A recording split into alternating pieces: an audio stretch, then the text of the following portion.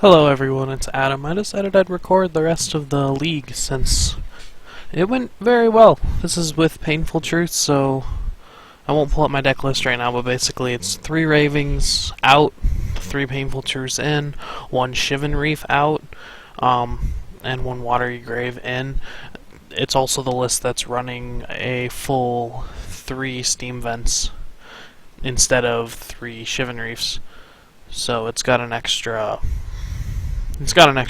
shock to fetch for already. It doesn't really end up coming up too much. Anyways, we'll get into the game here. I win the dice roll. I do want to go first. I see this hand and I think it's fine. I'll just shock and visions. Hopefully hit another land. I draw one, and I put both the island and the slide on top of my deck because I wouldn't mind both of them. Right now, wouldn't mind another land. This is interesting here, because I would assume from Stomping Ground it's some kind of zoo, but then he uses 2 Simian Spirit Guides and Fulminators me, which keeping that land ended up being one of the best decisions I made the entire game. I take the Slight here because I don't really need a 4th land, but at least not right now, and I can just get basics to keep from getting fulminated. But this makes me think that he's probably on something like Living End. The black makes, black and then no play kind of makes me think the same thing. So I'm going to fetch and get events here since I can't get Mountain off that fetch. I'm going to cast Manamorphose, make a red-blue as normal, Thought Scour me, and then just pass the turn. He cycles Pillar Recluse, which means that I was right, it is Living End, and nice and simple. He Beast Withens my Steam Vent, he's trying to cut me off red, which is reasonable if I hadn't, drawn every single available red source. So here I don't actually want to fetch until next turn, just in case he has something to blow up my last Steam Vents in the deck. At this point, I'd actually be completely screwed if I wasn't running the 3 Steam Vents version, but that's not a huge deal. I draw a Shivan Reef, which is really nice, because then I get I have another red source available to me. I decided to just Manamorphose right now, which it ends up being great because I get another ritual which allows me to basically go off right now. Because I can Pyretic, and I get to Splice once, and then I get to Splice again. Overall, just being left with a buttload of mana. He Fairy Macabre, my 2 Desperate Rituals to keep me from splicing again, which is completely reasonable, cut me off of mana. And then I Manamorphose, make enough to Painful Truce for 3, and then he just concedes at that point, which I was likely killing him. I don't actually remember what the top 3 cards are. Moto won't show me because it's a replay. But at this point, he was very likely dead. I believe I had the Grape Shot in the top half around there, and enough rituals to get to... Or actually, I believe I had both Grape Shots within the top 4 or 5 cards that I could get to pretty easily with all the cantrips that I had. So for game 2, I sideboard out 3 Painful Truths and sideboard in 3 Blood Moons. I decide to keep the extra land in. Usually I'll board out Watery Grave if I'm not, or if I'm taking out Painful Truths, but I decide to keep the land since he has a bunch of land destruction.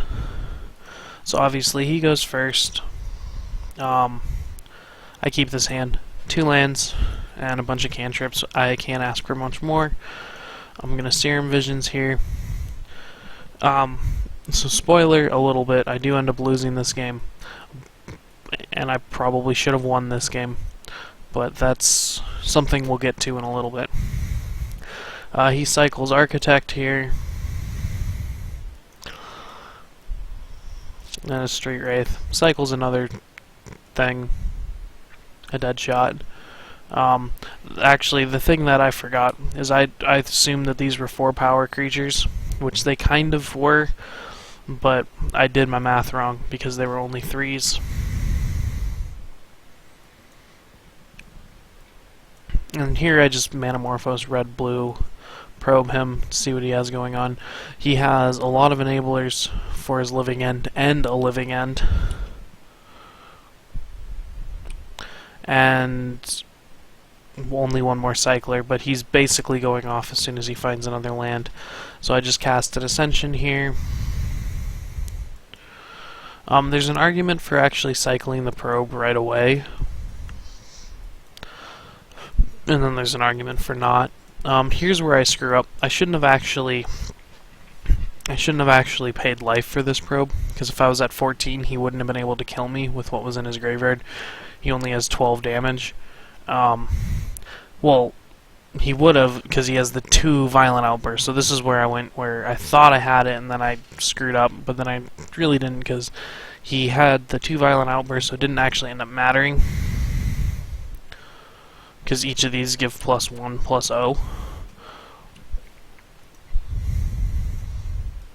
So here I cast Slight, trying to hit something, anything. I probably should have fetched first to try to thin my deck, but all I wanted was to hit any, like a probe, any ritual, or like a Manamorphose, something to just get my Ascension online, and I didn't, so I lose this game. I do put my Ascension online here, and he violent outbursts, getting back 12 power worth of dudes. I actually thought Scour myself in response here to try to hit an Electromancer so I can block something. Because if I could have blocked, I would have died to the second violent outburst anyways. But it would have been nice. If I hit 2 Electromancers, I'm not just dead. So I mean, it's worth a try, but it doesn't actually end up mattering.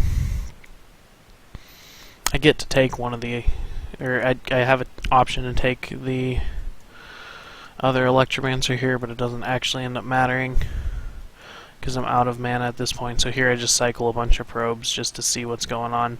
I do end up drawing into both Grape Shots that would have been lethal if I had just been able to get a ritual earlier. And then I can't do anything, so I just concede the game because I'm dead to 16 power worth of guys next turn. Game 3, the board stayed the same. I go first this time, which is a big deal. I didn't keep that first hand because I don't actually have a selection. I have 1 probe, and that's not what I want for ritual or for cantrips. I can't just cycle a cantrip. Sometimes it works out, sometimes it doesn't. This hand's a lot better because I actually have 2 Manamorphose, which do cycle. I believe I put that on the bottom. Yeah. I put that on the bottom. And then I don't fetch here because I wouldn't mind another land. And there's the other Grape Shots. So right now both Grape Shots are on the bottom of my library. I don't mind shuffling those back in with the texture of my hand. So that's kind of nice. I do pay 2 here, and I Manamorphose, making a red-blue. And then I just play out this Ascension. Because I had everything I needed to activate it, but he used the fairy again and exiled both of them.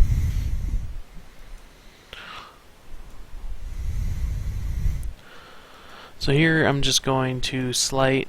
I see a Blood Moon. He doesn't have green mana, so I'm going to take the Blood Moon, and then I'm going to Ritual it out, because he has to get Stomping Ground if he wants to have green mana, and then he doesn't actually have green for the rest of the game. So as long as I don't play a Goblin Electromancer on a turn I don't kill him, he couldn't Demonic Dread. But he doesn't have black at this point either, so that's not even an option for him. It kind of becomes a pretty boring game at this point. I'm just going to click through pretty fast. There I just Manamorphose to try to get a little deeper into my deck. I end up drawing another Ascension, so I play it and I hit him for 2. He draws something he can play in a Fulminator. I cast Pyretic Ritual and then Past in Flames, and he sacks the Fulminator for whatever reason. I didn't expect him to, since I can just make mana in response, so that was a pretty big misplay on his part. I'm just going to make a red-blue and then Slight and try to find something else to use. Here I just play out the third Ascension, because I get this third Ascension, I don't get anything interesting. He finds something else he can play, which is a Simian Spirit Guide. A nice powerful 2/2 for 3. I don't attack here because I don't want to trade my Electromancer. I would be okay if it died, but it just makes actually naturally flashing back Past in Flames a little bit more manageable, since I have enough lands to flash it back and then cast rituals. I just end up drawing the 4th Ascension instead, so I hit him for 2. We'll just bash back and forth, I guess, which I am definitely winning this race at this point. I cast a Serum Visions, and this is about where it goes downhill for him, because I draw another Serum Visions. So I trigger all of the Ascensions. I draw a Thought Scour. I put both of these on bottom, I believe. And then just end up drawing a Watery Grave, so that didn't end up going anywhere. So I just bash in for 2 more. But both of my Ascensions have a counter on it. At this point I can...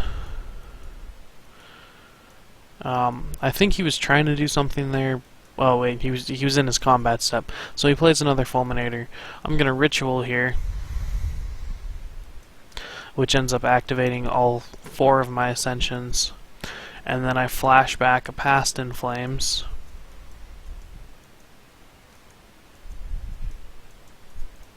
And then he just concedes at that point, which, with 3 mana open, I get to Serum Visions twice and Thought Scour myself. In response to one of these copies, I was pretty well set and was definitely going to win that game.